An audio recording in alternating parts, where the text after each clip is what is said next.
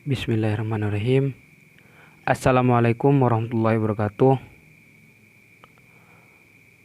Di sini saya akan menjelaskan sebuah analisis conjoin, jalur, dan time series.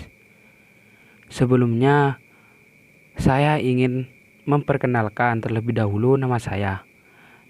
Perkenalkan, nama saya Nanang Agus Dian Perdana, NIM 78, Program Studi Agribisnis Universitas Trunojoyo, Madura. Pada video kali ini, saya akan menjelaskan tentang analisis conjoin, analisis jalur, dan analisis time series. Mari simak video ini. Pada kali ini, saya akan menjelaskan tentang yang pertama, yaitu pengertian. Penjelasan singkat mengenai analisis conjoin, analisis jalur, dan analisis time series itu seperti apa. Dan yang kedua yang akan kita bahas yaitu tujuan. Tujuan penggunaan analisis conjoin, analisis jalur, dan analisis time series. Dan yang ketiga yaitu variabel dan data. Jenis variabel dan data apa yang digunakan dalam analisis conjoin dan analisis jalur dapat kita ketahui dalam video kali ini. Pada analisis conjoin itu menggunakan variabel dan data apa, dan analisis jalur menggunakan variabel dan data apa. Dan yang terakhir yang akan kita bahas, yang keempat, yaitu istilah. Yaitu penjelasan mengenai istilah yang pada umumnya digunakan dalam analisis time series, stationaritas, dan kointegrasi itu seperti apa.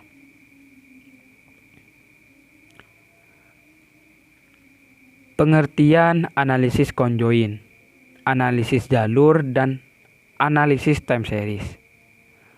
Analisis conjoin adalah suatu teknik yang secara spesifik digunakan untuk memahami bagaimana keinginan atau preferensi konsumen terhadap produk atau jasa dengan mengukur tingkat kegunaan dan nilai kepentingan relatif berbagai atribut suatu produk.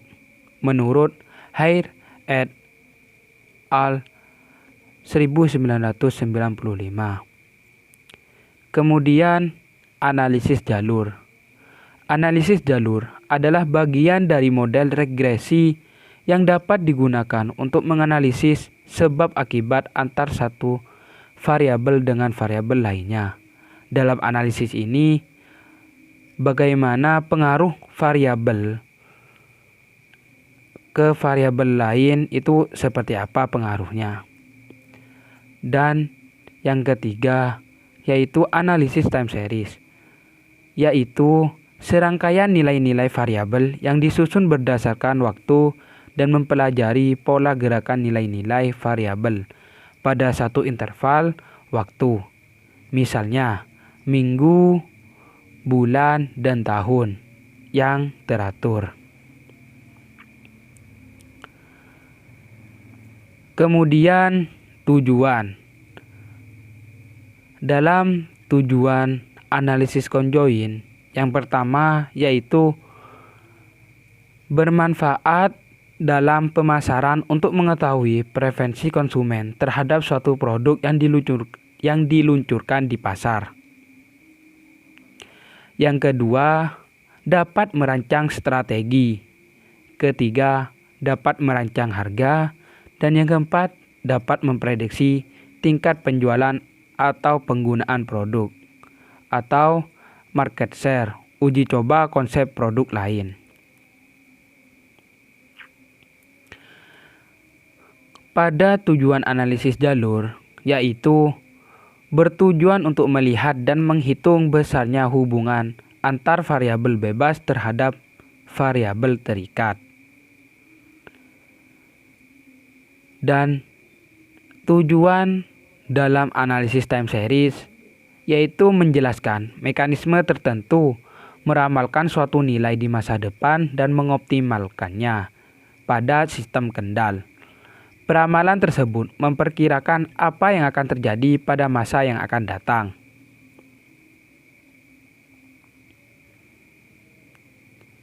Kemudian, variabel dan data yang pada umumnya digunakan dalam analisis conjoin dan analisis jalur. Terlebih dahulu, saya akan menjelaskan tentang variabel dan data yang digunakan dalam analisis conjoin. Pada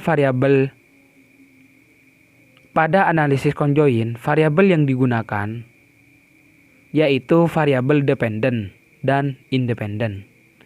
Sedangkan data yang diperlukan dalam analisis conjoin dapat berupa data non-metrik atau data berskala nominal atau ordinal atau kategorial, maupun data metrik atau data berskala interval atau rasio.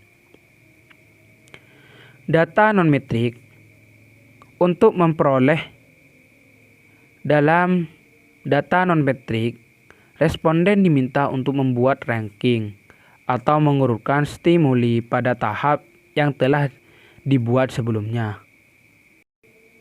Perankingan dimulai dari 1 dan seterusnya hingga ranking terakhir bagi stimuli yang paling tidak disukai.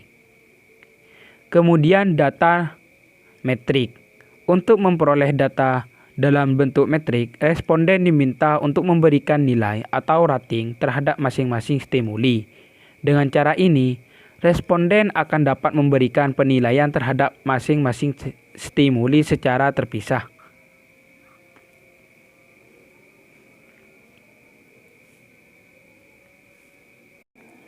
Kemudian, analisis jalur. Variabel yang digunakan dalam analisis jalur yaitu variabel dependent dan variabel independent. Sedangkan untuk data yang digunakan dalam analisis jalur ada dua, yaitu data secara primer atau data diperoleh secara langsung dan data secara sekunder atau data yang diperoleh melalui perantara. Kemudian selanjutnya yaitu istilah dalam analisis time series. Yang pertama yaitu istilah yang digunakan yaitu trend. Pergerakan time series dalam jangka panjang bisa merupakan tren, naik atau turun, dan biasanya dipengaruhi oleh jumlah penduduk, teknologi, dan lain-lain. Kemudian variasi siklis muncul akibat dipengaruhi oleh fluktuasi ekonomi jangka panjang dan bisa terulang setelah jangka waktu tertentu. Contohnya yaitu disebabkan adanya perang, bencana alam, dan sebab-sebab unik lainnya. Kemudian variasi musiman. Fluktuasi yang muncul secara reguler setiap tahun yang biasanya disebabkan oleh iklim, kebiasaan, atau mempunyai pola tetap dari waktu ke waktu. Misalnya disebabkan oleh peristiwa tertentu seperti tahun baru dan lebaran. Kemudian yang terakhir yaitu ketidakteraturan. Di sini disebabkan karena adanya faktor-faktor yang muncul tidak teratur dalam jangka waktu pendek, misalnya gudang perusahaan terbakar. Kemudian istilah yang digunakan dalam stationaritas. Yang pertama yaitu random walk tanpa intercept. Akan mengalami rata-rata konstan pada awalnya, namun nilai variasinya sejalan dengan bertambahnya waktu. Kemudian random walk dengan intercept. Di sini tidak hanya variasinya yang tidak konstan, tetapi juga rata-ratanya meningkat sejalan dengan bertambahnya waktu. Kemudian ketiga, random walk dengan trend. dengan menambahkan tren dengan modelnya sehingga modelnya berubah dan dapat mempengaruhi rata-rata walaupun nilainya variasinya konstan, sehingga model masih belum stasioner.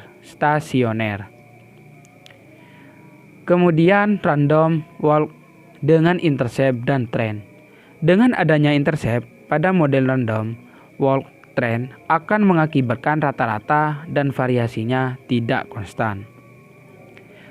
Kemudian istilah yang digunakan pada kointegrasi yaitu error correction mechanism atau ECM, yaitu membagi persamaan variabel-variabel yang saling berkointegrasi menjadi dua persamaan, yaitu persamaan jangka panjang dan jangka pendek.